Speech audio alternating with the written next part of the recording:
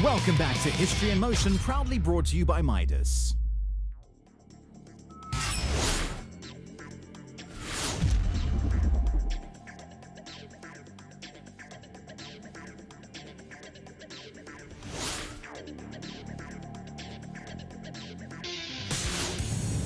Corner after the mine shaft.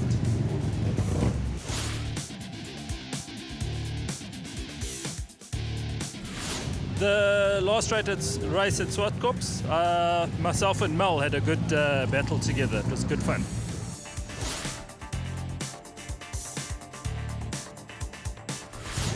Senna for sure.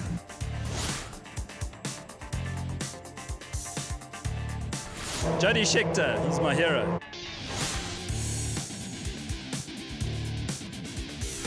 Good question. I'd have to guess France. Plovdiv in Bulgaria.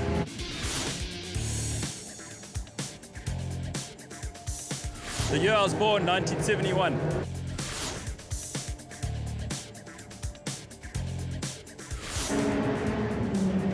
I was 69.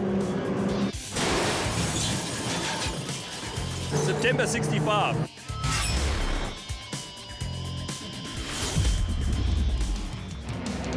The final round of the 366 Legend Production Cars and Sports and GTs is underway, and the championship is going to be decided between the two alphas of Mark Miller and Larry Davies. Leading the field out is Race 1 winner Jonathan du Toit in his red Daytona Coupe. Hot on his heels is Oliver Delay, who will be hoping to make up for his Race 1 indiscretion. Ferdy van Niekerk Jr. is alongside him in the blue and white Mustang. On board now is Jacques Bartman, who is hunting down the MGB of Roger Houston as they head round turn 4 and onto the back straight. The championship battle is neck and neck as Miller and Davies run side by side. Larry Davies edges a slight advantage as they enter turn 1, but Mark Miller gets the inside line for 2 and Davies runs wide. Davies is off in the gravel and this will cost him dearly. This could extinguish all his championship hopes. He gets the Alpha back on the track, and he will have a lot of work to do if he wants to catch up to Miller again. In the battle of the minis, Terence Boytes and Wayne Plitt are running side by side, and it's the green mini of Plitt who seizes the inside line and the advantage as they head around West Bank. Behind them, Jacques Bartman and Roger Houston are also locked in the battle. The Alpha leads the MG down the mine shaft and into the bowl. He has a great view of the minis tussling for position in front of him.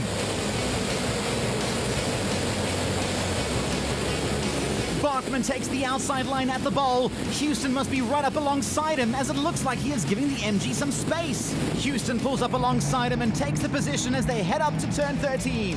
Bartman running rather wide. Clive Densham leads Roy Pronto through the S's. Despite all his problems from earlier in the day, Densham is determined not to give up.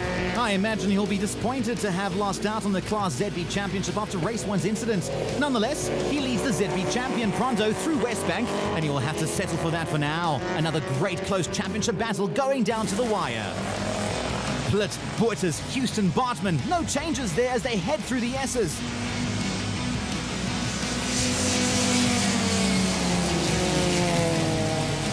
Coming up the crest to West Bank, and Bartman has a look on the outside of Roger Houston. Houston keeps the inside line and makes it count.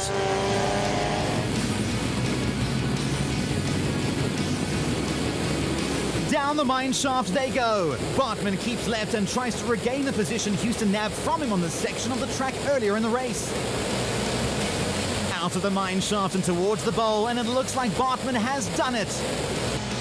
Retirement at the top of the S's for Jonathan du Toit. The Daytona's throttle cable has snapped and spells the end of his racing day.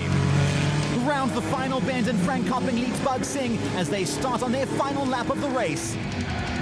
Into the bowl, race leader Oliver Delay makes his way through the mini battle. The powerful GT40 easily navigating his way past Terence Boytes. Boytes runs wide, and this will cost him as Roger Houston is there waiting to take the position. Out of turn 13 and down the hill to 14. The GT40 runs alongside the green mini of Wayne Plitt. Rounding the final bend, and Oliver Delay will find the checkered flag waiting for him as he takes victory in the final race of the season for the Pre-66 Legend Production Cars and Sports and GTs. Wayne Plitt won the battle of the minis over Terence Boytes. But the real battle still wages on as the championship contenders duke it out over the final few corners. A little bit of contact between the two alphas, but no serious damage. Miller looks to come back on the inside of Davies.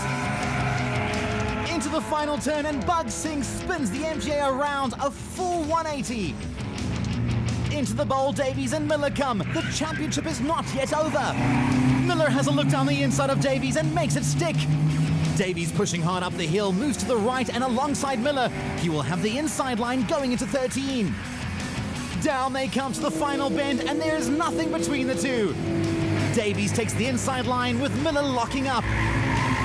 And it looks like Davies is going to take the checkered flag and the 2014 366 Legend Production Cars Championship. What a great battle that was. Confirmation of the results, and Oliver DeLay won the race. Larry Davies eventually came home in 7th, less than a second ahead of Mark Miller, and this gave him the overall championship with a 2-point margin from Miller. What a fantastic battle it has been.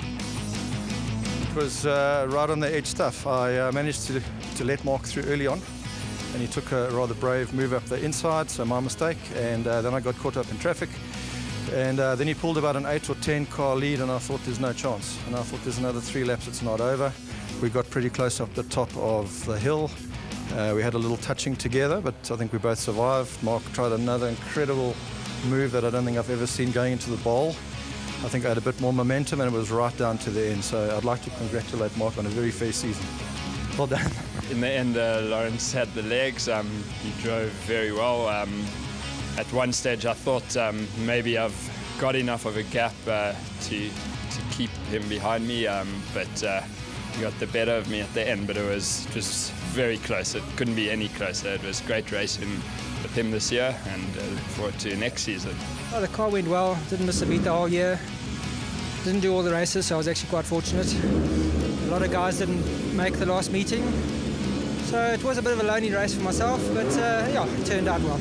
I got a bit of a brush from one of the alphas going into the first corner, and he knocked the catch off, and that's why it was flapping a bit there. Brought down the red mist, so then I just pushed off and got away from him. It has been a good year. That car has been absolutely phenomenal. You know, it's just gone, it just goes like a watch, you know, it just never misses a beat. Coming up next week, we have plenty of thrills and spills from the Mark cars. Formula Fords provide us with some great entertainment, while the Porsches try to establish a pecking order in the pre-84 Sports and GTs. The endurance race turns into a slippery affair. Don't miss it.